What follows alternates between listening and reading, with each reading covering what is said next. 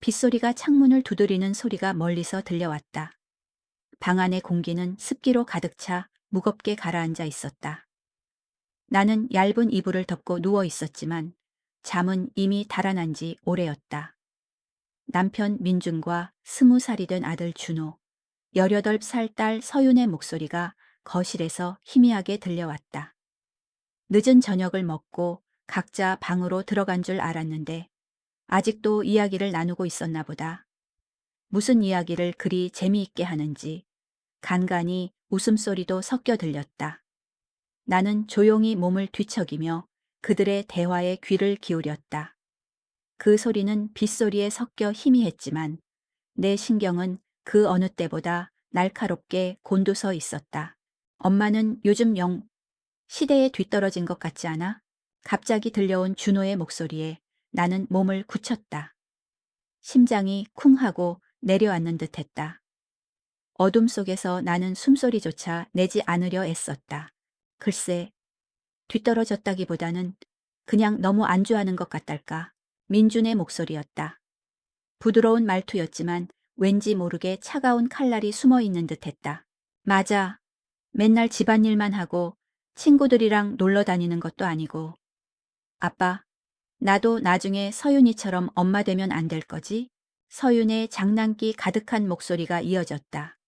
그 말에 민준과 준호의 웃음소리가 더 커졌다. 나는 가슴이 찢어지는 듯한 고통을 느꼈다. 그들은 내가 듣고 있다는 사실을 전혀 모르는 것 같았다. 아니, 어쩌면 알고 있었을지도 모른다. 아니면 나를 아예 존재하지 않는 사람처럼 여기는 걸까? 엄마가 뭘 알겠냐? 맨날 똑같은 반찬에 준호야. 그래도 엄마가 해준 밥이 최고지. 민준이 준호를 말렸지만 그 목소리에는 진심이 담겨 있지 않았다. 그저 형식적인 말뿐이었다. 나는 눈을 감았다. 눈물이 흐르지 않도록 애썼다. 지난 세월이 주마등처럼 스쳐 지나갔다. 25살에 민준과 결혼해서 30년 가까이 나는 오직 가족만을 위해 살아왔다. 내 이름은 서연. 올해로 쉰을 맞이했다. 평생을 누군가의 아내, 누군가의 엄마로 살아왔다. 내 이름 석자를 잊고 살았다고 해도 과언이 아니다. 아침 일찍 일어나 밥을 짓고 도시락을 싸고 아이들을 학교에 보낸 후 시장으로 향하는 것이 내 하루의 시작이었다. 마트보다는 시장을 좋아했다. 싱싱한 재료를 눈으로 직접 보고 상인들과 정겹게 흥정하는 재미가 좋았다. 그렇게 장을 본 후에는 아이들이 돌아오기 전까지 집안 곳곳을 정리했다. 깨끗하게 정돈된 집, 따뜻한 밥상, 그리고 밝게 웃는 가족들의 얼굴이 내 행복의 전부라고 믿었다. 민주는 성실한 가장이었다. 지방의 작은 회사에서 묵묵히 일하며 매달 생활비를 가져다 주었다. 하지만 아이들이 커가면서 필요한 돈은 점점 늘어났다. 학원비와 책값, 교복비, 그리고 사소한 용돈까지. 민준의 월급만으로는 늘 부족했다. 나는 몰래 모아둔 비상금을 꺼내 쓰거나 시장에서 가장 싼 식재료를 고르며 빠듯하게 살림을 꾸려나갔다. 민주는 한 번도 나에게 돈 이야기를 하지 않았다. 그저 매달 월급을 가져다 줄 뿐이었다. 나는 그게 그의 방식이라고 생각했다. 표현이 서툴러서 그렇지. 그는 가족을 사랑한다고 믿었다. 아이들도 마찬가지였다.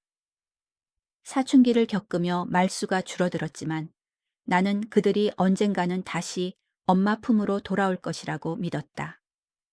그들이 밝고 건강하게 자라는 것만으로도 충분히 감사했다. 그런데 오늘 그들의 대화는 나의 믿음을 산산조각 내버렸다. 그들의 눈에 나는 그저 시대에 뒤떨어진 사람, 맨날 똑같은 밥이나 하는 사람에 불과했다. 내 지난 세월의 모든 헌신이 아무런 의미도 없는 것처럼 느껴졌다. 가슴속에 무언가가 꽉 막힌 듯 답답했다.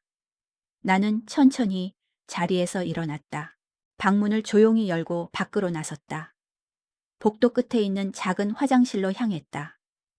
거실에서는 여전히 민준과 아이들의 웃음소리가 들려왔다. 나는 수도꼭지를 틀어 차가운 물을 받아 얼굴을 씻었다. 차가운 물이 얼굴에 닿자 정신이 번쩍 들었다. 거울 속에는 낯선 여자가 서 있었다. 늘 앞치마를 두르고 머리를 질끈 묶은 채 바쁘게 움직이던 서연은 온데간데 없었다. 거울 속에 나는 잔주름이 깊게 패인 눈가와 힘없이 처진 어깨를 가진 중년 여성이었다. 눈빛은 초점을 잃었고 입가에는 희미한 미소조차 찾아볼 수 없었다. 이 사람이 정말 나일까? 나는 누구를 위해 이렇게 살았을까? 이 삶이 정말 내가 원했던 삶일까? 의문이 꼬리에 꼬리를 물고 이어졌다. 나는 거실로 향했다. 문가에 서서 그들의 모습을 지켜보았다. 민주는 소파에 앉아 텔레비전을 보고 있었고 준호와 서유는 각자 휴대폰을 들여다보며 웃고 있었다. 그들은 완벽한 가족처럼 보였다. 하지만 그 완벽한 그림 속에는 내가 설 자리가 없었다. 그들은 나 없이도 충분히 행복해 보였다. 아니, 어쩌면 나를 뺀 이 시간이 그들에게는 더 편안하고 자유로운 시간일지도 모른다는 생각이 들었다. 나는 다시 내 방으로 돌아왔다. 침대에 멍하니 앉아 빗소리를 들었다. 창밖은 어둠에 잠겨 있었고 빗줄기는 쉴 새 없이 창문을 때렸다. 내 마음속에도 거센 비바람이 몰아치고 있었다. 그동안 억눌러 왔던 슬픔과 분노, 그리고 알 수 없는 상실감이 한꺼번에 밀려왔다. 나는 이불을 뒤집어 쓰고 소리 없이 울었다. 누구에게도 보이고 싶지 않았다. 내 삶의 전부였던 가족에게 버림받았다는 사실을 인정하고 싶지 않았다. 하지만 이미 늦었다는 것을 알고 있었다. 나는 그들의 삶에서 서서히 지워지고 있었고 그들은 그 사실조차 모르고 있었다. 아니, 모르는 척하고 있는지도 몰랐다. 그날 밤 나는 잠을 이루지 못했다. 밤새 내리는 빗소리와 함께 지난 세월을 되돌아보았다. 행복했던 순간들도 있었지만 대부분은 고단하고 외로운 시간들이었다. 나를 위해 살아온 시간이 얼마나 있었을까? 내 이름 서연으로 살아온 시간이 얼마나 있었을까? 그 질문에 나는 쉽게 답할 수 없었다. 아침이 밝았다. 빗줄기는 잦아들었지만 하늘은 여전히 먹구름으로 뒤덮여 있었다. 나는 평소처럼 일어났다. 부엌으로 가서 밥을 짓고 국을 끓였다. 민준과 아이들이 아침 식사를 하러 나왔다. 그들은 어젯밤의 대화를 전혀 기억하지 못하는 듯했다. 평소처럼 자연스럽게 밥을 먹고 서로 대화를 나누었다. 엄마, 오늘 저녁은 뭐 해줄 거야? 서윤이 묻는 목소리가 귓가에 맴돌았다. 나는 억지로 미소를 지으며 대답했다. 글쎄, 뭐 먹고 싶은 거라도 있어? 그냥 엄마가 해주는 거 다 맛있어. 서윤은 그렇게 말했지만 내 마음속의 상처는 아물지 않았다. 나는 그들의 눈에 비치는 내 모습이 어떤 모습일지 궁금했다. 여전히 늘 그 자리에 있는 엄마, 시대에 뒤떨어진 엄마일까? 그날 아침 식사 후 나는 아이들을 학교에 보내고 남편을 회사에 보냈다. 현관문이 닫히고 집안이 다시 정적이 흘렀다. 나는 거실에 멍하니 서 있었다. 어제 그들이 웃고 떠들던 그 자리. 나는 그곳에 서서 텅 빈 공간을 바라보았다. 이제 나는 무엇을 해야 할까? 누구를 위해 살아야 할까? 30년 가까이 내가 쌓아 올린 모든 것이 한순간에 무너져 내린 기분이었다. 나는 이 무너진 자리에서 다시 일어서야 할 힘이 있을까?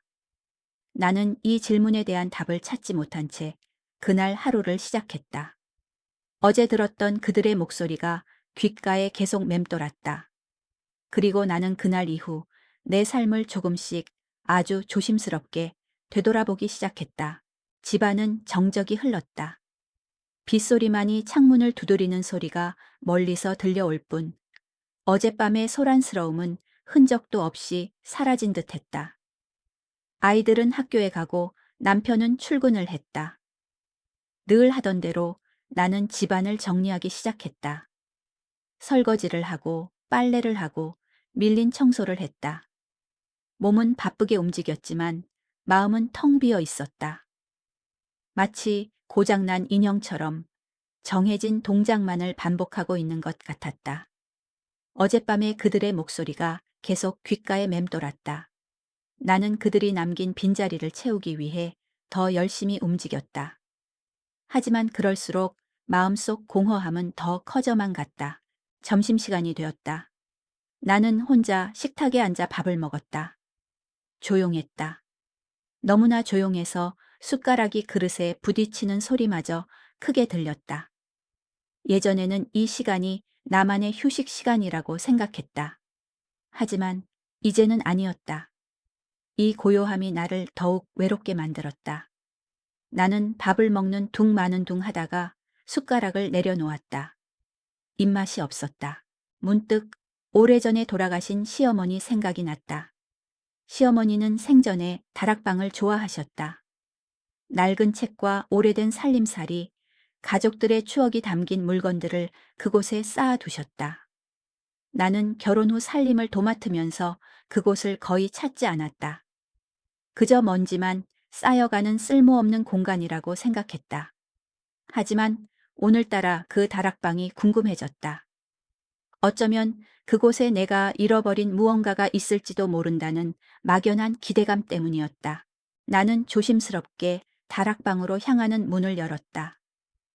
퀴퀴한 곰팡이, 냄새와 오래된 종이 냄새가 코를 찔렀다. 작은 전등을 켜자 희미한 불빛 아래 다락방의 모습이 드러났다. 먼지가 수북하게 쌓인 가구들과 낡은 상자들, 그리고 책들. 나는 한 발짝 한 발짝 조심스럽게 안으로 들어섰다. 가장 먼저 눈에 띈 것은 낡은 책장이었다. 책장에는 시어머니께서 읽으셨던 고전 소설들과 오래된 시집들이 가득했다. 책등이 누렇게 바래고 종이가 사가 있었지만 왠지 모르게 따뜻한 온기가 느껴지는 듯했다. 나는 책 한 권을 꺼내 들었다. 이상한 나라의 앨리스. 어릴 적 읽었던 동화책이었다. 책장을 넘기자 어린 시절의 추억이 새록새록 떠올랐다. 낯선 나라로 떠나 모험을 하던 앨리스처럼 나도 새로운 세상을 꿈꾸던 때가 있었다. 책장 옆에는 낡은 자개장이 있었다. 자개장 위에는 먼지가 쌓인 상자 하나가 놓여 있었다. 상자를 열자 안에는 빛바랜 사진들과 편지들, 그리고 작은 수첩이 들어 있었다. 사진 속에는 젊은 시절의 시어머니와 시아버지의 모습이 담겨 있었다. 두 분은 환하게 웃고 계셨다. 편지들은 시아버지께서 시어머니께 보내신 연애 편지들이었다. 나는 한 편지지를 펼쳐 읽어보았다. 서툰 글씨체였지만 그 속에는 시어머니를 향한 시아버지의 깊은 사랑이 고스란히 담겨 있었다. 나는 가슴이 먹먹해졌다. 시어머니께서 이 편지들을 읽으시며 얼마나 행복하셨을까. 가장 깊숙한 곳에는 시어머니께서 쓰시던 수첩이 있었다. 겉표지는 낡고 해져 있었지만 안에는 시어머니의 꼼꼼한 필체로 가득 채워져 있었다. 수첩의 첫 페이지에는 이렇게 쓰여 있었다. 나의 작은 서재. 나는 수첩을 천천히 읽어 내려갔다. 그곳에는 시어머니께서 읽으신 책들에 대한 감상평, 좋아하는 시구절, 그리고 당신의 소소한 일상들이 담겨 있었다. 나는 시어머니께서 단순히 살림만 하던 분이 아니셨다는 것을 깨달았다. 그녀는 책을 사랑하고 글을 쓰는 것을 좋아하셨던 분이었다. 나는 시어머니의 또 다른 모습을 발견한 기분이었다. 수첩의 마지막 페이지에는 이런 글귀가 쓰여 있었다. 언젠가 이 작은 공간을 사람들과 함께 나누고 싶다. 차 한 잔을 마시며 책 이야기를 나눌 수 있는 곳으로 만들고 싶다. 나는 그 글귀를 읽고 멈칫했다. 가슴속에서 무언가 울컥 올라왔다. 시어머니의 꿈이었다. 그리고 그 꿈은 나와 닮아 있었다. 어릴 적 나는 화가가 되고 싶었다. 매일 스케치북에 그림을 그렸고 미술 수업 시간을 가장 좋아했다. 하지만 결혼 후 그 꿈은 희미한 기억 속으로 사라져 버렸다. 아이들을 키우고 살림을 꾸려 나가면서 그림을 그릴 시간도 여유도 없었다. 나는 내 꿈을 잊고 살았다. 그런데 오늘 시어머니의 수첩을 보며 잊고 지냈던 내 꿈이 다시 떠올랐다. 나는 다락방을 둘러보았다. 먼지가 쌓인 책들, 낡은 가구들, 그리고 시어머니의 흔적들. 이 모든 것들이 나에게 무언가 말을 걸고 있는 것 같았다. 나는 이 공간을 그냥 두어서는 안 된다고 생각했다. 이 공간에 새로운 생명을 불어넣어야 한다고 생각했다. 시어머니의 꿈이자 어쩌면 나의 꿈이 될지도 모르는 그 꿈을 내가 이루어 주어야 한다고 생각했다. 나는 그날 이후 매일 다락방으로 향했다. 먼지를 닦아내고 낡은 책들을 정리했다. 곰팡이가 핀 벽지를 뜯어내고 바닥을 청소했다. 처음에는 막막하고 힘들었다. 혼자서는 도저히 해낼 수 없을 것 같았다. 하지만 나는 포기하지 않았다. 하루하루 다락방이 깨끗해지는 모습을 보며 나는 조금씩 힘을 얻었다. 민준과 아이들은 내가 다락방에서 무엇을 하는지 전혀 몰랐다. 나는 그들에게 아무 말도 하지 않았다. 굳이 말할 필요를 느끼지 못했다. 어차피 그들은 이해하지 못할 것이다. 그들은 내가 하던 대로 매일 집안일을 하고 그들을 위해 밥상을 차려주는 것을 원할 뿐이었다. 나는 그들의 기대에 부응하는 척하면서 나만의 작은 비밀을 키워나갔다. 다락방을 정리하면서 나는 낡은 찻잔 세트와 오래된 다기들을 발견했다. 시어머니께서 아끼시던 물건들이었다. 찻잔을 닦으며 나는 시어머니께서 차를 마시며 어떤 생각을 하셨을지 상상했다. 어쩌면 그녀도 나처럼 답답한 현실에서 벗어나고 싶어 하셨을지도 모른다는 생각이 들었다. 나는 찻잔을 조심스럽게 들고 주방으로 내려와 깨끗이 씻었다. 차가운 물 속에서 찻잔이 반짝였다. 그 빛을 보며 나는 마음속으로 결심했다. 이 찻잔으로 손님들에게 차를 대접하고 싶다. 시어머니의 꿈을 이루고 나만의 공간을 만들고 싶다. 그날 밤 나는 잠자리에 들기 전 다이어리를 펼쳐들었다. 펜으로 조심스럽게 한 문장씩 써내려갔다. 오늘은 다락방을 정리했다. 그곳에서 시어머니의 꿈을 보았다. 그리고 나의 꿈을 다시 찾았다. 아직은 막연하지만 언젠가 이 꿈을 이루고 싶다. 내 이름 서연으로 나만의 이야기를 만들어가고 싶다. 나는 다이어리를 덮고 창밖을 내다보았다. 밤하늘에는 별 하나 보이지 않았지만 내 마음속에는 희미하게 빛나는 별 하나가 떠 있었다.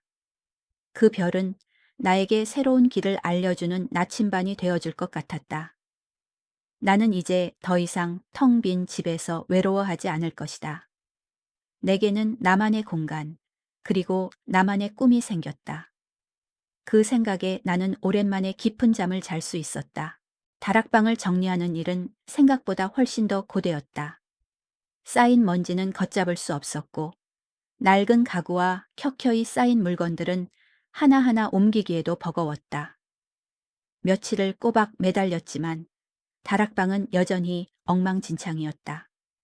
나는 작업복으로 갈아입고 땀을 뻘뻘 흘리며 바닥에 쭈그리고 앉아 있었다.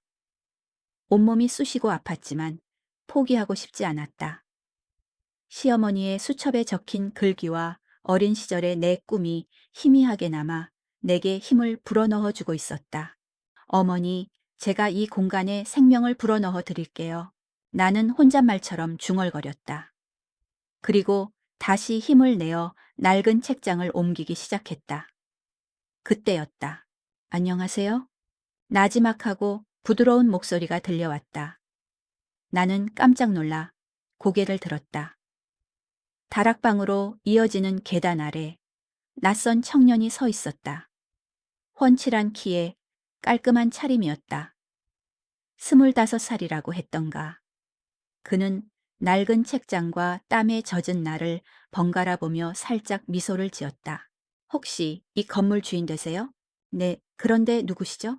아, 저는 이 건물 2층에 새로 이사 온 사람입니다. 이웃에 인사드리려고 왔어요. 혹시 뭘 도와드릴까요? 그는 자신을 현우라고 소개했다. 대학생인데 혼자 살 집을 찾다가 이 동네로 이사 왔다고 했다. 나는 그의 친절에 어색하게 웃으며 괜찮다고 손사래를 쳤다. 하지만 그는 막무가내로 계단을 올라와 묵직한 책장을 번쩍 들어 올렸다. 혼자 하시기에는 너무 무거워 보여요. 제가 도와드릴게요. 그는 힘들이지 않고 책장을 옮겨 주었다. 그리고는 내 옆에 쭈그리고 앉아 낡은 물건들을 찬찬히 들여다보았다. 그의 눈빛은 호기심으로 가득 차 있었다. 여기 정말 보물창고 같아요. 이 찻잔 좀 보세요. 일제 강점기 때 만들어진 것 같은데 정말 귀한 건데. 그의 손이 낡은 찻잔을 조심스럽게 어루만졌다. 나는 놀라서 그를 바라보았다. 그는 단순히 물건을 보는 것이 아니라 그 물건에 담긴 이야기와 시간을 읽어내는 것 같았다. 나는 그에게 시어머니의 이야기를 해주었다. 이 공간이 시어머니의 작은 서재였고 그녀의 꿈이 담겨 있는 곳이라고. 정말 멋진데요. 할머니의 꿈을 이어받아 이 공간을 새롭게 만드시는 거잖아요. 제가 힘이 닿는 데까지 도와드릴게요. 그는 환하게 웃으며 말했다. 그의 미소는 낯선 나의 마음에 따뜻한 온기를 불어넣어 주었다. 그렇게 우리의 인연은 시작되었다. 그날 이후로 현우는 매일 다락방에 왔다. 그는 먼지를 닦고 낡은 물건들을 정리하고 무거운 짐들을 옮겨 주었다. 그는 나에게 다락방의 물건들에 담긴 역사와 이야기를 들려주었다. 어떤 책이 귀한 책이고 어떤 찻잔이 가치가 있는 찻잔인지.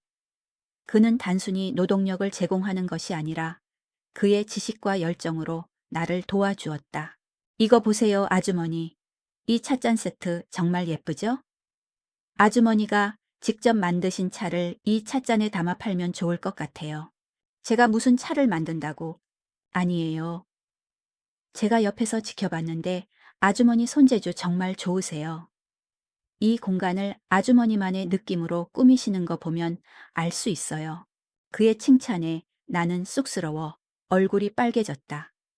누군가에게 이렇게 진심 어린 칭찬을 들어본 게 얼마 만인지 모르겠다. 민주는 내가 집안일을 잘한다고 칭찬한 적은 있었지만 내가 하고 있는 일 자체에 대해 칭찬해 준 적은 없었다. 아이들은 내가 하는 모든 일을 당연하게 여겼다. 하지만 현우는 달랐다. 그는 내가 하는 모든 일에 관심을 가져주고 진심으로 응원해 주었다. 현우는 내게 다락방을 어떻게 꾸미면 좋을지 아이디어를 내주었다. 낡은 책장들을 재활용해서 칸막이를 만들고 오래된 서랍장으로 테이블을 만들었다. 그는 낡고 버려질 물건들에 새로운 가치를 부여하는 법을 알려주었다. 덕분에 다락방은 점점 내가 꿈꾸던 공간으로 변해갔다. 하지만 내 가족들은 여전히 나의 변화를 눈치채지 못했다. 민주는 내가 다락방에서 무엇을 하는지 묻지도 않았고 아이들은 내가 잠시 자리를 비운 것을 눈치채지도 못했다. 그들은 여전히 나를 집안일만 하는 엄마로 생각했다. 나는 그들의 무관심에 서운했지만 한편으로는 홀가분했다. 그들의 시선에서 자유롭게 나만의 일을 할 수 있었기 때문이었다. 어느 날 저녁, 나는 현우와 함께 다락방을 정리하다가 늦어졌다. 배가 고파진 우리는 다락방에 앉아 빵과 우유를 마시며 이야기를 나누었다. 현우 씨는 이 동네에 왜 이사 오셨어요? 저는 예술을 하는 사람이라서 조용하고 영감을 얻을 수 있는 곳을 찾고 있었거든요. 그런데 이 동네가 딱이었어요. 특히 아주머니의 이 공간이 저에게 큰 영감을 주네요. 그는 내 눈을 똑바로 바라보며 말했다. 그의 눈빛은 진심으로 가득 차 있었다. 나는 가슴이 두근거렸다. 누군가에게 이렇게 진심 어린 눈빛으로 바라보인 게 얼마만인지 모르겠다. 그리고 저도 아주머니처럼 잊고 지낸 꿈이 있거든요. 그래서 아주머니의 꿈을 응원하고 싶었어요. 현우 씨는 꿈이 뭐였는데요? 저는 낡은 물건들을 사진으로 기록하는 일을 하고 싶었어요. 세상에서 버려진 것들, 잊혀진 것들의 아름다움을 담아내는 그런 일을요. 나는 그의 이야기에 감동했다. 나와 비슷한 아픔을 가진 사람이었다. 버려진 것들, 잊혀진 것들의 가치를 알아봐 주는 사람. 나는 현우가 왠지 모르게 민준과 아이들과는 다른 종류의 가족처럼 느껴졌다. 함께 꿈을 나누고 서로를 응원해주는 진짜 가족. 나는 그날 밤 잠자리에 들기 전 다이어리를 펼쳐들었다. 현우 씨라는 젊은 친구가 나타났다. 그는 나의 꿈을 응원해주고 나의 공간에 새로운 생명을 불어넣어 주었다. 그의 눈빛은 진심으로 가득 차 있었고 그의 이야기는 내게 큰 울림을 주었다. 이 만남이 우연이 아니길 바란다. 이 만남이 나의 삶을 변화시키는 시작이 되기를 바란다. 나는 다이어리를 덮고 환하게 웃었다. 오랜만에 진심으로 웃을 수 있었다. 내 삶이 조금씩 아주 천천히 변하고 있었다. 나는 이제 더 이상 혼자가 아니었다. 다락방이 점차 정돈되고 새로운 모습을 갖춰갈수록 나는 그곳의 물건들이 지닌 이야기에 더욱 깊이 빠져들었다. 현우는 단순히 물건을 나르는 일꾼이 아니었다. 그는 물건의 숨겨진 가치를 알아보는 안목을 가지고 있었고 그 가치를 내게 알려주는 사람이었다. 덕분에 나는 낡고 쓸모없어 보였던 것들 속에서 보물을 찾아내는 기쁨을 누리게 되었다. 하루는 현우가 먼지 쌓인 나무 상자 하나를 발견했다. 상자 안에는 빛바랜 스케치북 한 권이 들어 있었다. 그는 조심스럽게 스케치북을 펼쳤다. 어머니, 이게 어머니가 그리신 거예요? 스케치북 속에는 낡은 풍경화들이 가득했다. 내가 젊은 시절 화가를 꿈꾸며 그렸던 그림들이었다. 붓터치는 서툴렀지만 그림 속에는 나의 열정과 꿈이 고스란히 담겨 있었다. 나는 얼굴이 화끈거려 스케치북을 빼앗으려 했지만 현우는 놓아주지 않았다. 이거 정말 멋진데요. 특히 이 그림, 제가 사는 동네 같아요. 오래된 골목길에 작은 가게들이 늘어서 있는. 현우는 그림 속의 골목길을 손가락으로 가리키며 말했다. 나는 그제야 기억이 떠올랐다. 이 그림은 민준과 연애하던 시절 함께 걷던 골목길을 그린 것이었다. 우리는 그곳에서 떡볶이도 먹고 헌책방에서 책도 구경하며 소박한 행복을 누렸었다. 나는 그때의 기억을 떠올리며 미소를 지었다. 민준 씨랑 같이 걷던 길이었어요. 나는 나도 모르게 그렇게 말해버렸다. 현우는 내 미소를 보며 조용히 고개를 끄덕였다. 그는 나에게 그림을 계속 그려보라고 권했다. 아직도 늦지 않았어요. 어머니의 손에는 아직도 따뜻한 열정이 남아있는 것 같은데요. 나는 그의 말에 눈물이 핑 돌았다. 누군가에게 나의 꿈을 인정받고 응원받는다는 사실이 그렇게 감격스러울 수가 없었다. 민주는 내가 그림을 그리는 것을 시간 낭비라고 생각했다. 아이들은 엄마가 무슨 그림이야 라며 비웃었다. 나는 그들의 시선이 두려워 붓을 놓았다. 하지만 현우는 달랐다. 그는 나의 꿈을 소중히 여겨주었다. 스케치북을 보며 나는 과거의 나를 마주하게 되었다. 꿈 많은 소녀였던 서연. 사랑에 빠져 세상을 다 가진 듯 행복해했던 서연. 그리고 그 꿈과 행복을 포기하고 오직 가족만을 위해 살아온 서연. 나는 문득 내가 잃어버린 것이 단순히 그림 그리는 시간뿐만이 아니라는 것을 깨달았다. 나는 나를 잃어버렸다. 나라는 이름으로 살아온 시간을 잃어버렸다. 현우는 내가 낡은 책들을 정리하는 것을 도와주면서 시어머니의 수첩에 대한 이야기도 다시 꺼냈다. 할머니께서 이 공간을 사람들과 함께 나누고 싶다고 하셨다면서요? 차 한 잔 마시며 책 이야기 나눌 수 있는 곳. 나는 그의 말에 고개를 끄덕였다. 그게 저의 꿈이기도 했어요. 어쩌면 이 공간은 시어머니의 꿈이자 나의 꿈을 위한 공간이었을지도 모른다는 생각이 들어요. 아주머니, 저는 아주머니가 이 공간을 꼭 완성했으면 좋겠어요. 그리고 아주머니의 그림으로 이 공간을 가득 채웠으면 좋겠어요. 현우는 진심을 담아 말했다.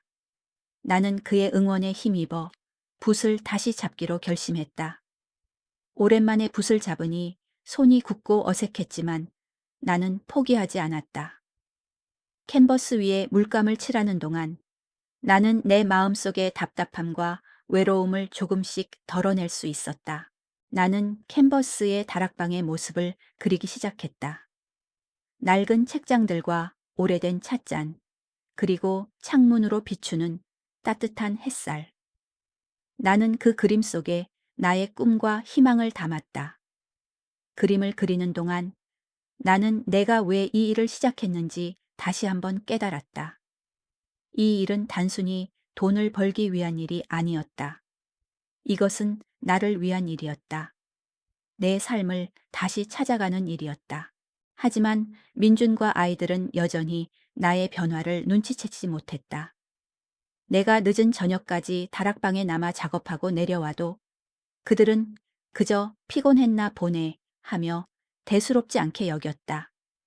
나는 그들의 무관심에 익숙해져 있었지만 가끔은 서운했다. 내가 하는 일이 그들에게는 아무런 의미도 없는 것일까? 내가 이토록 열정적으로 매달리는 일이 그들에게는 그저 하찮은 놀이에 불과한 것일까?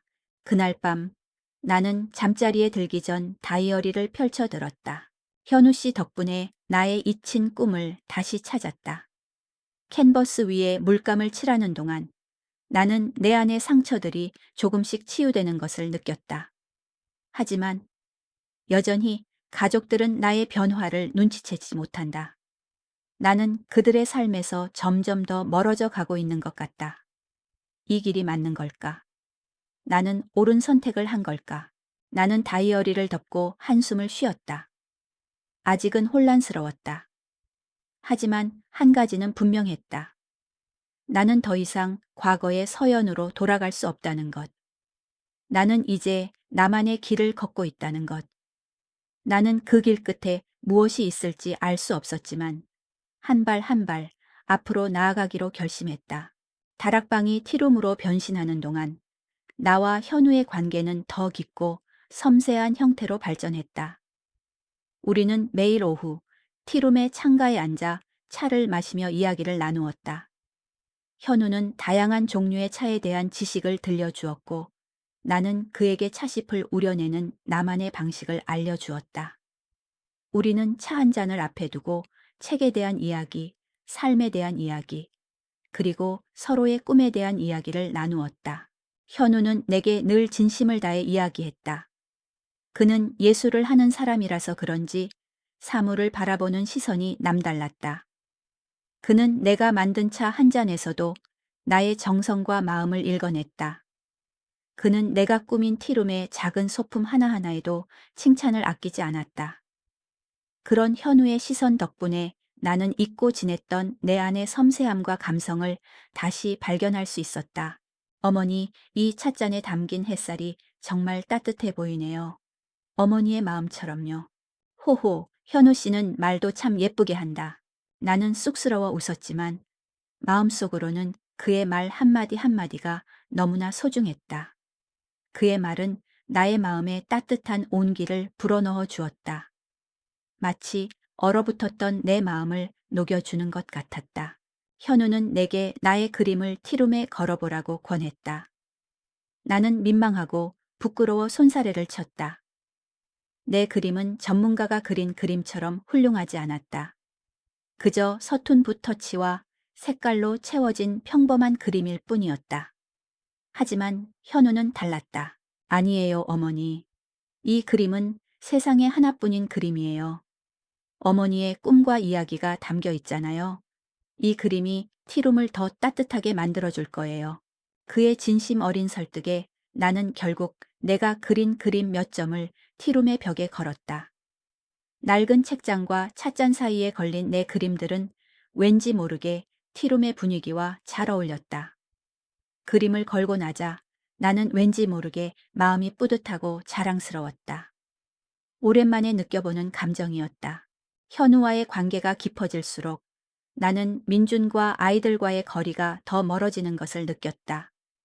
그들은 내가 티룸을 준비하는 동안에도 전혀 관심을 가지지 않았다.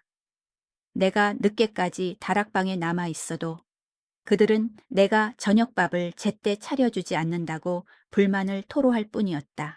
어느 날 저녁 티룸을 정리하고 늦게 내려왔는데 민준이 소파에 앉아 텔레비전을 보고 있었다. 그는 내가 내려온 것을 알면서도 아무 말 없이 텔레비전에 시선을 고정하고 있었다. 나는 주방으로 가서 물 한 잔을 마셨다. 요즘 늦게까지 뭘 그렇게 하는 거야? 민준이 나지막하게 물었다. 그의 목소리에는 관심보다는 짜증이 섞여 있었다. 그냥 다락방 정리 좀 하고 있었어. 다락방을 뭘 그렇게 오래 정리해? 그냥 버릴 거 버리고 말지. 쓸데없는데 힘 빼지 말고 그냥 하던 대로 해. 애들이 저녁 밥 달라고 난리였어. 민준의 말에 나는 가슴이 철렁 내려앉았다.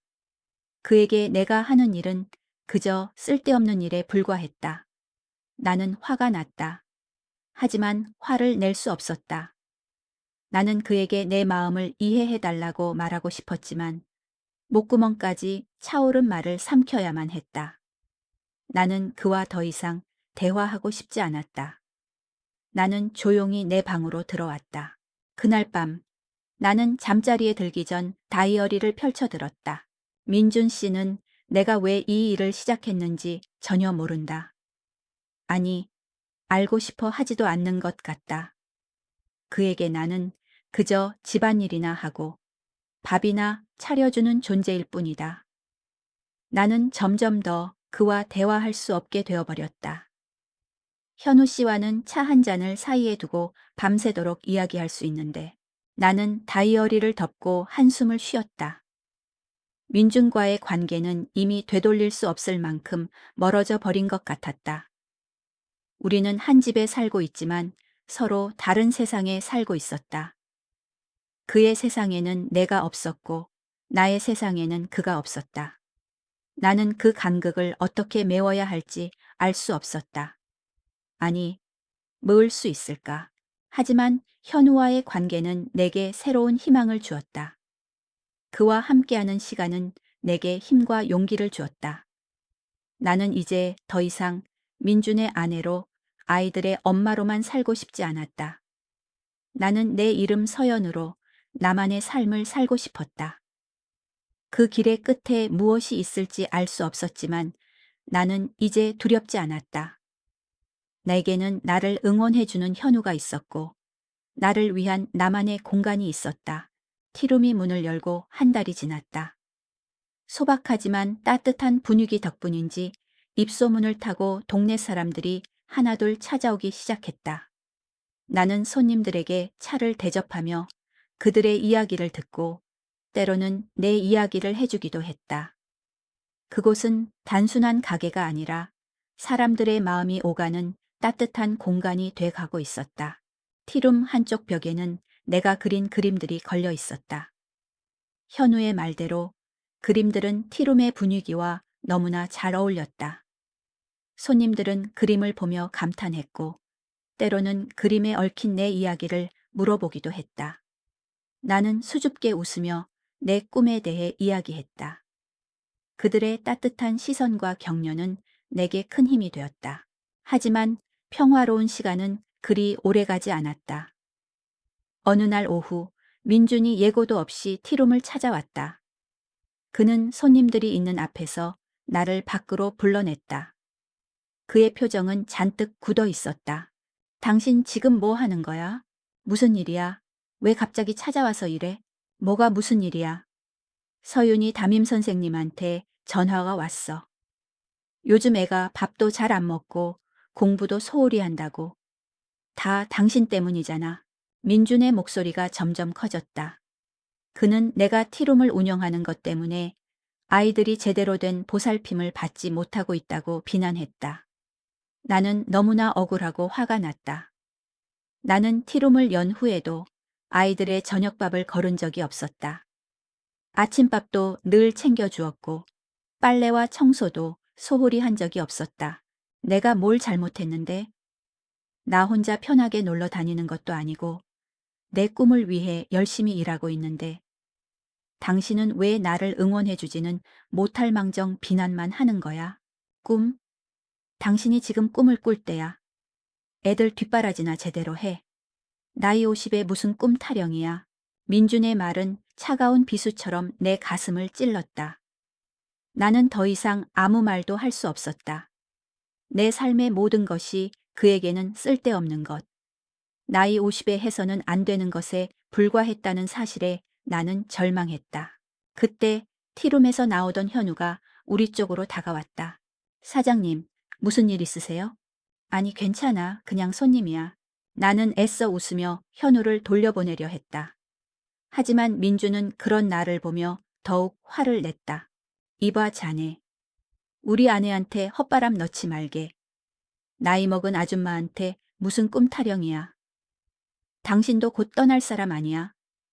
헛된 희망 주지 말고 그냥 하던 대로 해. 나는 민준의 말에 경악했다. 그는 현우를 단순히 알바생 정도로 생각하고 있었던 것이다. 하지만 그의 말은 현우에게도 깊은 상처를 주었을 것이다. 현우는 아무 말 없이 민준을 바라보았다. 그의 눈빛에는 분노와 슬픔이 교차하고 있었다. 나는 두 사람 사이에 흐르는 팽팽한 긴장감에 몸이 굳어버렸다. 저는 아주머니를 단순히 알바생으로 생각하지 않습니다. 아주머니는 저에게 큰 영감을 주신 분이고 저의 꿈을 응원해 주신 분이세요. 저는 아주머니의 꿈을 진심으로 응원합니다. 현우는 단호한 목소리로 말했다. 그의 말에 민준의 표정은 더욱 일그러졌다. 그는 더 이상 대화를 이어갈 수 없다는 듯 씩씩거리며 차를 타고 떠나버렸다. 민준이 떠난 후 나는 주저앉아 엉엉 울었다. 너무나 억울하고 슬펐다. 내 삶의 전부였던 가족에게 외면당했다는 사실이 나를 너무나 아프게 했다. 현우는 말없이 내 옆에 앉아 내 어깨를 토닥여 주었다. 그의 따뜻한 손길에 나는 더욱 서럽게 울었다. 괜찮아요, 어머니, 괜찮아요. 현우의 목소리는 나지막했지만 그 속에는 나의 모든 슬픔을 위로해주는 듯한 따뜻함이 담겨 있었다. 나는 그의 위로에 조금씩 진정되었다. 그날 저녁, 나는 티룸을 정리하고 늦게 집으로 돌아왔다. 민준과 아이들은 이미 잠자리에 든 후였다. 나는 조용히 내 방으로 들어와 짐을 챙기기 시작했다. 낡은 옷가지들과 몇 권의 책, 그리고 스케치북과 붓. 나는 그동안 묵혀두었던 짐들을 조심스럽게 꺼내 가방에 담았다. 민준의 말처럼 나는 이제 더 이상 그들의 삶에서 쓸데없는 것으로 살고 싶지 않았다. 나는 나만의 공간에서 나만의 삶을 살고 싶었다. 그것이 비록 힘든 길일지라도 나는 더 이상 포기하지 않을 것이다. 나는 다음 날 아침 짐 가방을 들고 티룸으로 향했다. 다락방의 문을 열고 들어섰을 때 나는 비로소 진정한 자유를 느낄 수 있었다. 이곳은 나의 공간이었다. 아무도 나를 비난하지 않고 아무도 나를 무시하지 않는 오직 나만의 공간이었다. 그날 이후 나는 다락방에서 잠을 잤다. 민준과 아이들은 내가 어디로 갔는지 궁금해하지 않았다. 아니, 어쩌면 알고 있으면서도 모른 척하고 있는지도 몰랐다. 나는 그들의 무관심 속에서 비로소 나만의 삶을 시작했다. 나는 이제 더 이상 누군가의 아내로, 누군가의 엄마로 살지 않을 것이다. 나는 내 이름 서연으로 나만의 삶을 살 것이다. 다락방에서 보내는 밤은 이상하게도 평온했다. 낡은 창문 틈으로 들어오는 희미한 달빛, 그리고 고요함. 나는 따뜻한 차 한 잔을 마시며 낡은 일기장을 펼쳤다. 그곳에는 젊은 시절의 꿈, 민준과의 연애, 그리고 아이들을 낳고 키우면서 느꼈던 행복과 상실감이 고스란히 담겨 있었다. 모든 감정이 뒤섞여 있었지만 이제는 어느 정도 거리를 두고 바라볼 수 있었다. 그 감정들은 더 이상 나를 묶어두는 쇠사슬이 아니라 나의 과거를 이루는 소중한 조각들이었다. 티룸은 이제 나의 집이자 나의 세상이었다. 나는 아침 일찍 일어나 차를 만들고 빵을 구웠다. 그리고 오후가 되면 손님들을 맞이했다. 손님들은 내게 책을 추천해 주기도 하고 자신의 삶에 대한 이야기를 들려주기도 했다. 그들의 이야기는 내게 새로운 영감을 주었다. 나는 그들의 이야기를 바탕으로 그림을 그리고 일기장에 글을 썼다. 현우는 여전히 매일 티룸에 찾아왔다. 그는 나의 든든한 조력자이자 가장 친한 친구였다. 그는 내가 만든 차를 마시며 나의 그림을 감상하고 나의 이야기에 귀를 기울였다. 그의 눈빛은 언제나 진심으로 가득 차 있었다. 그 눈빛 속에서 나는 내가 잃어버렸던 나를 다시 찾을 수 있었다. 어머니, 오늘 그림은 왠지 모르게 슬퍼 보여요. 무슨 일 있으셨어요? 현우는 나의 그림을 보며 조심스럽게 물었다. 나는 웃으며 고개를 저었다. 아니, 그냥 예전 생각이 나서. 괜찮아요. 슬픈 감정도 솔직하게 표현하는 게 중요하죠. 어머니의 그림은 그래서 더 따뜻하고 진심이 담겨 있는 것 같아요. 그는 내게 슬퍼도 괜찮다고 말해 주었다. 그의 말에 나는 왠지 모르게 위로를 받았다. 그동안 나는 슬픔을 꾹꾹 눌러 담고 살았다. 가족들에게 약한 모습을 보이고 싶지 않았기 때문이다. 하지만 현우 앞에서는 굳이 감정을 숨기지 않아도 되었다. 그는 나의 모든 감정을 이해해주고 받아주었다. 티룸에서 보내는 시간은 내게 큰 기쁨이었다. 나는 더 이상 민준의 아내로 아이들의 엄마로 살지 않아도 되었다. 나는 서연, 오직 나만의 이름으로 살아갈 수 있었다. 내 삶의 모든 것이 나의 선택으로 이루어지는 이 순간들이 나는 너무나 소중했다. 하지만 민준과 아이들과의 관계는 여전히 평행선을 달리고 있었다. 나는 그들에게 연락하지 않았고 그들도 내게 연락하지 않았다. 나는 그들의 무관심 속에서 자유를 찾았지만 한편으로는 마음 한구석에 텅 빈 공간이 남아 있었다. 어느 날 저녁 티룸 문을 닫으려는데 현우가 조심스럽게 내게 말했다. 어머니, 저 프랑스 파리로 유학 가게 됐어요. 사진 공부하러요. 나는 그의 말에 깜짝 놀랐다. 나는 진심으로 그를 축하해주고 싶었다. 그의 꿈을 응원해주고 싶었다. 하지만 한편으로는 마음 한구석이 텅 비어버리는 것 같았다. 나의 가장 소중한 친구가, 나의 든든한 조력자가 나의 곁을 떠난다는 사실에 나는 슬픔을 감출 수 없었다. 정말 잘 됐다. 현우 씨, 정말 축하해. 나는 억지로 미소를 지으며 말했다. 하지만 나의 목소리는 떨리고 있었다. 현우는 그런 나를 물끄러미 바라보았다. 그의 눈빛은 슬픔과 미안함으로 가득 차 있었다. 어머니, 제가 떠나도 티룸 계속 운영하실 거죠? 그럼, 당연하지. 현우 씨가 응원해줬잖아. 나는 애써 밝게 대답했다. 하지만 그의 눈빛을 보니 거짓말을 할 수 없었다. 나는 눈물을 글썽이며 고개를 숙였다. 현우는 아무 말 없이 내게 다가와 나를 꼭 안아주었다. 그의 품은 따뜻하고 든든했다. 나는 그의 품에 안겨 소리 없이 울었다. 어머니, 제가 떠나도 어머니 곁에는 어머니를 응원하는 사람들이 많이 있어요. 그리고 어머니의 꿈도 있잖아요. 어머니는 혼자가 아니에요. 그의 말에 나는 고개를 끄덕였다. 나는 그의 품에 안겨 한참을 울었다. 그의 따뜻한 위로 덕분에 나는 조금씩 진정될 수 있었다. 그날 밤 나는 잠자리에 들기 전 다이어리를 펼쳐들었다. 현우 씨가 떠난다. 나의 가장 소중한 친구가 나의 곁을 떠난다. 마음이 텅 비어버린 것 같지만 괜찮다. 나는 이제 혼자가 아니다. 나의 그림이 있고 나의 티룸이 있다. 그리고 나를 응원해주는 사람들이 있다. 나는 이제 나만의 길을 묵묵히 걸어갈 것이다. 현우 씨의 빈자리는 나의 새로운 꿈으로 채워나가면 된다. 나는 다이어리를 덮고 창밖을 내다보았다. 밤하늘에는 별 하나 보이지 않았지만 내 마음속에는 희미하게 빛나는 별 하나가 떠 있었다. 그 별은 나에게 새로운 길을 알려주는 나침반이 되어줄 것 같았다. 나는 이제 더 이상 외롭지 않을 것이다. 현우가 떠나는 날은 가을비가 내렸다. 나는 티룸에 앉아 창밖을 내다보았다. 빗줄기는 쉴 새 없이 창문을 때렸고 세상은 온통 회색빛으로 물들어 있었다. 현우의 마지막 편지가 내 손에 들려 있었다. 어머니께. 이 편지를 쓰면서도 저는 아직 어머니의 따뜻한 눈빛과 미소를 잊을 수가 없습니다. 어머니는 저에게 단순한 가게 주인이 아니었습니다.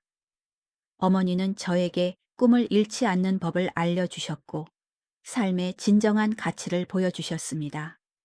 저는 어머니 덕분에 제가 진정으로 하고 싶은 일이 무엇인지 깨달았습니다. 어머니, 제가 떠나도 슬퍼하지 마세요. 저는 언젠가 꼭 성공해서 어머니의 티룸에 제가 찍은 사진들을 걸고 싶습니다. 그때까지 건강하게 그리고 행복하게 지내세요. 사랑하는 현우 올림. 나는 편지를 읽으며 눈물을 흘렸다. 그의 편지에는 진심이 담겨 있었다. 그는 내게 꿈을 꾸는 법을 알려주었고 나는 그에게 삶의 진정한 가치를 보여주었다. 우리는 서로에게 위로와 힘이 되어주었다. 현우가 떠난 후 티룸은 다시 고요해졌다. 그의 빈자리가 너무나 크게 느껴졌다. 그가 앉던 창가 자리는 텅 비어 있었고 그가 마시던 찻잔은 차갑게 식어 있었다. 나는 그가 없는 티룸에서 혼자 차를 마셨다. 차는 왠지 모르게 쓰게 느껴졌다. 나는 그동안 현우에게 너무 많이 의지하고 있었다는 것을 깨달았다. 그는 나의 든든한 조력자이자 나의 가장 친한 친구였다. 그가 없으니 나는 다시 혼자가 된 것 같았다. 다시 예전의 외로움과 공허함이 나를 덮쳐왔다. 나는 붓을 들었지만 그림이 그려지지 않았다. 아무리 애를 써도 캔버스 위에는 아무것도 남지 않았다. 나의 그림에 영감을 주던 현우가 사라졌기 때문일까. 그날 밤 나는 잠을 이루지 못했다. 나는 침대에 누워 텅 빈 천장을 바라보았다. 민준과 아이들이 보고 싶었다. 내가 없어도 그들은 잘 지낼까? 나의 빈자리를 느끼고는 있을까? 나는 그들의 삶에 다시 돌아갈 수 있을까? 온갖 복잡한 생각들이 나의 머릿속을 헤집고 다녔다. 결국 나는 다음 날 아침 용기를 내어 민준에게 전화를 걸었다. 수화기 너머로 들려오는 그의 목소리는 차가웠다.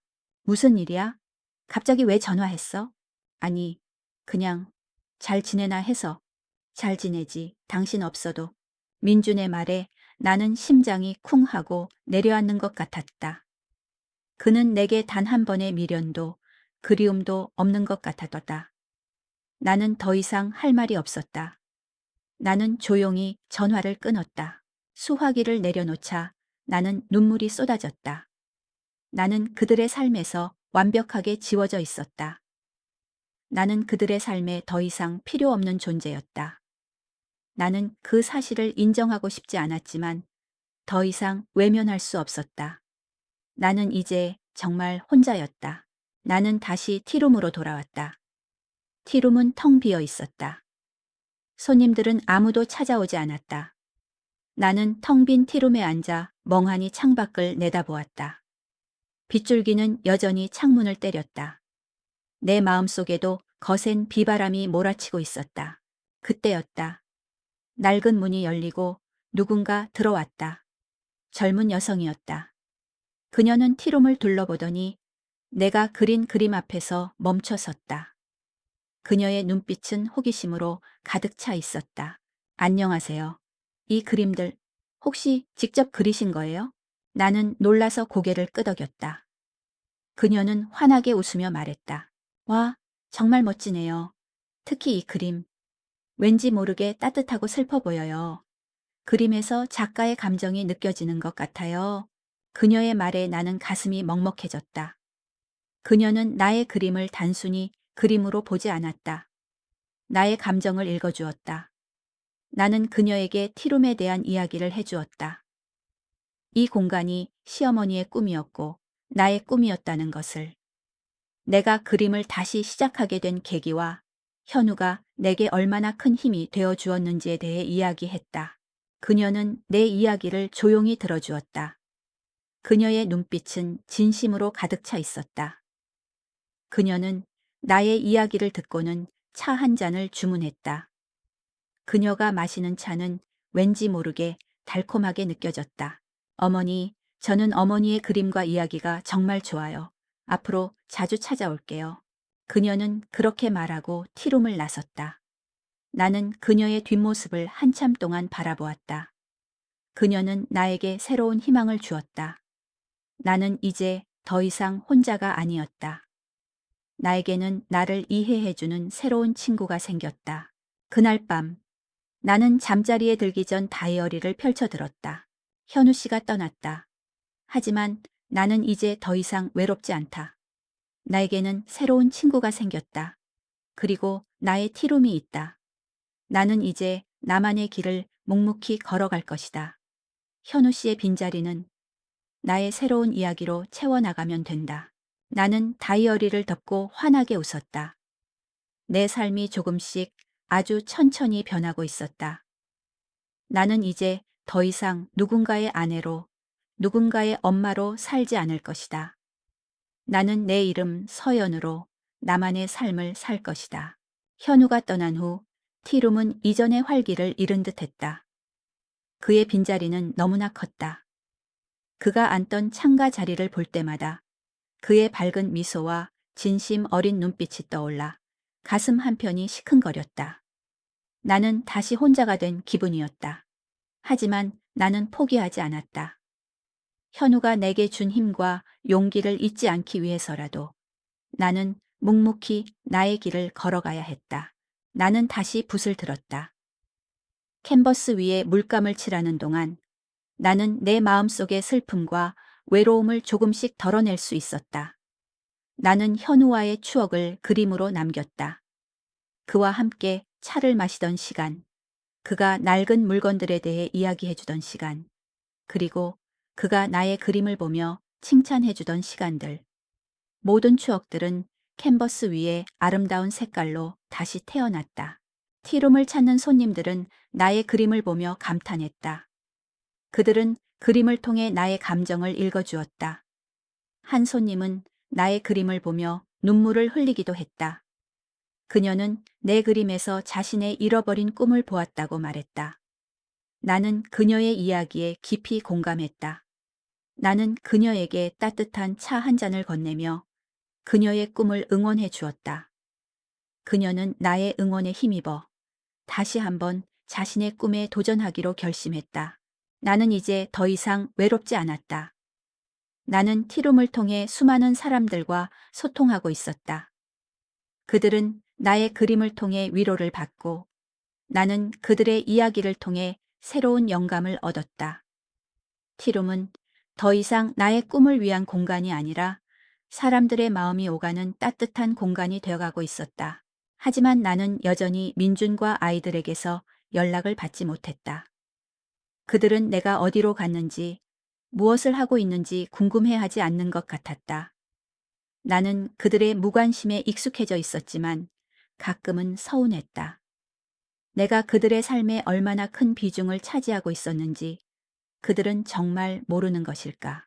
어느 날 저녁 티룸 문을 닫고 혼자 앉아 있는데 낡은 휴대폰이 울렸다.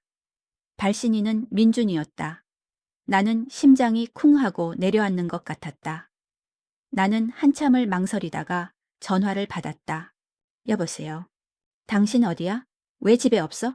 민준의 목소리는 차갑고 단호했다. 그는 내가 어디로 갔는지도 모르고 있었다. 나는 왠지 모르게 허탈했다. 나 여기 티룸에 있어. 지금 시간이 몇 시인데 아직 거기 있어? 당장 집으로 와. 애들이 당신 찾고 있어. 애들이 나를 찾아? 나는 믿을 수 없었다. 그들이 나를 찾는다니. 나는 가슴이 먹먹해졌다. 당신이 해준 밥이 먹고 싶다고 난리야. 맨날 똑같은 반찬이라고 투덜거렸는데 당신이 해준 밥이 제일 맛있다고. 민준의 말에 나는 눈물이 핑 돌았다. 그들은 내가 해준 밥이 당연하다고 생각했다. 내가 해준 밥이 제일 맛있다고 생각하면서도 그들은 그동안 나에게 고맙다는 말 한마디 하지 않았다. 나는 그들의 무관심에 서운했지만 한편으로는 기뻤다. 그들이 마침내 나의 빈자리를 느끼고 있었다는 사실에 나는 안도했다. 나 이제 집으로 돌아가지 않을 거야. 나는 이제 여기서 살 거야. 나는 용기를 내어 말했다. 민주는 아무 말 없이 한참을 침묵했다. 나는 그의 침묵 속에서 그의 혼란스러움과 당황함을 느낄 수 있었다. 당신 정말 괜찮겠어? 응, 괜찮아. 나는 이제 여기서 나만의 삶을 살 거야. 당신과 아이들도 각자의 삶을 살았으면 좋겠어. 나는 조용히 말했다. 나는 더 이상 그들에게 의지하지 않을 것이다. 나는 그들에게 짐이 되지 않을 것이다. 나는 이제 나만의 삶을 살 것이다. 민주는 더 이상 아무 말도 하지 않았다.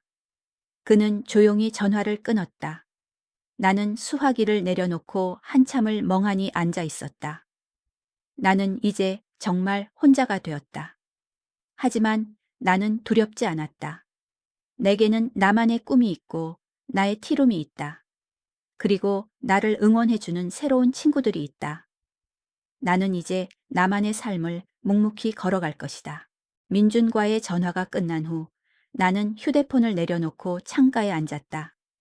빗줄기는 그쳤지만 하늘은 여전히 먹구름으로 뒤덮여 있었다. 나는 텅 빈 티룸을 바라보았다. 현우가 앉던 자리, 그가 마시던 찻잔, 그리고 내가 그린 그림들. 모든 것이 그날의 기억을 생생하게 되살려냈다.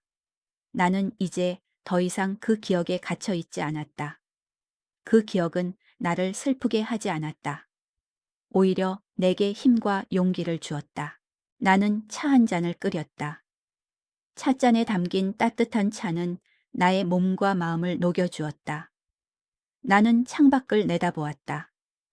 빗방울이 맺힌 창문 너머로 희미하게 가로등 불빛이 보였다. 그 빛을 보며 나는 내 삶의 새로운 시작을 느낄 수 있었다.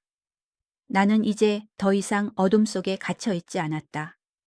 나는 나만의 빛을 찾아 나아가고 있었다. 티룸은 이제 나의 삶의 중심이 되었다. 나는 매일 아침 일찍 일어나 차를 만들고 빵을 구웠다. 그리고 오후가 되면 손님들을 맞이했다.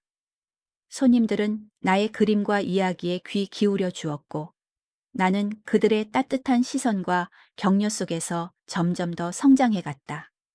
나는 이제 더 이상 누군가의 아내로, 누군가의 엄마로 살지 않았다. 나는 서연, 오직 나만의 이름으로 살아갈 수 있었다. 어느 날 오후, 나는 티룸에서 혼자 그림을 그리고 있었다. 그때 낡은 문이 열리고 민준이 들어왔다. 그의 손에는 작은 꽃다발이 들려 있었다. 그는 어색한 표정으로 나를 바라보았다. 나는 아무 말 없이 붓을 내려놓고 그를 마주했다. 땡슨, 잘 지내? 응, 괜찮아. 아이들이 당신 보고 싶어 해. 당신이 해준 밥이 먹고 싶다고. 민주는 더 이상 말을 잇지 못했다. 나는 그의 눈빛 속에서 미안함과 후회, 그리고 어렴풋한 그리움을 보았다. 그는 내가 해준 밥이 당연하다고 생각했다. 내가 늘 그 자리에 있을 거라고 생각했다. 하지만 이제는 아니었다. 나는 더 이상 그들의 삶의 당연한 존재가 아니었다. 나는 그들에게도 나의 소중한 가치를 깨닫게 해주었다. 나 여기 있는 게 더 행복해. 당신과 아이들 덕분에 나만의 삶을 찾을 수 있었어. 고마워. 나는 진심으로 말했다. 나는 그들을 미워하지 않았다. 그들의 무관심과 외면 덕분에 나는 나 자신을 찾을 수 있었다. 그들이 아니었다면 나는 아직도 그들의 그늘에 갇혀 나의 꿈을 잊은 채 살아갔을지도 모른다. 민주는 아무 말 없이 꽃다발을 나에게 건네고 돌아섰다. 그의 뒷모습은 왠지 모르게 쓸쓸해 보였다. 나는 그를 보며 미소 지었다. 그의 삶에 더 이상 내가 존재하지 않는다는 사실에 나는 슬프지 않았다. 나는 이제 나만의 삶을 살고 그도 그의 삶을 살아가면 되는 것이다. 우리는 서로 다른 길을 가고 있지만 서로를 응원할 수 있는 관계가 될 것이다. 그 후로도 민주는 가끔 티룸을 찾아왔다. 그는 더 이상 내게 돌아오라고 말하지 않았다. 그는 내가 만든 차를 마시며 나의 그림을 감상했다. 그는 나의 삶을 존중해 주었고 나의 꿈을 응원해 주었다. 우리 사이에는 이제 더 이상 불필요한 말들이 오가지 않았다. 우리는 그저 서로의 존재를 인정하고 서로의 삶을 응원해주는 소중한 친구가 되었다. 티룸은 시간이 지날수록 더욱 따뜻하고 아늑한 공간이 되었다. 낡은 책과 찻잔, 그리고 나의 그림들. 모든 것이 그곳에 녹아들어 새로운 이야기를 만들어냈다. 나는 이제 더 이상 과거의 서연이 아니었다. 나는 꿈을 꾸고 사랑을 하고 나의 삶을 스스로 만들어가는 서연이었다. 나는 오늘도 아침 일찍 일어나 차를 만들고 빵을 굽는다. 그리고 창가에 앉아 그림을 그린다. 창문 너머로 비추는 따뜻한 햇살을 느끼며 나는 미소 짓는다. 나의 삶은 여전히 진행 중이다. 나는 이 길의 끝에 무엇이 있을지 알 수 없지만 나는 이제 두렵지 않다. 내게는 나의 꿈이 있고 나의 티룸이 있고 그리고 나를 응원해주는 소중한 사람들이 있다. 비록 현우는 나의 곁에 없지만 그가 남긴 흔적은 여전히 나의 삶 곳곳에 남아있다.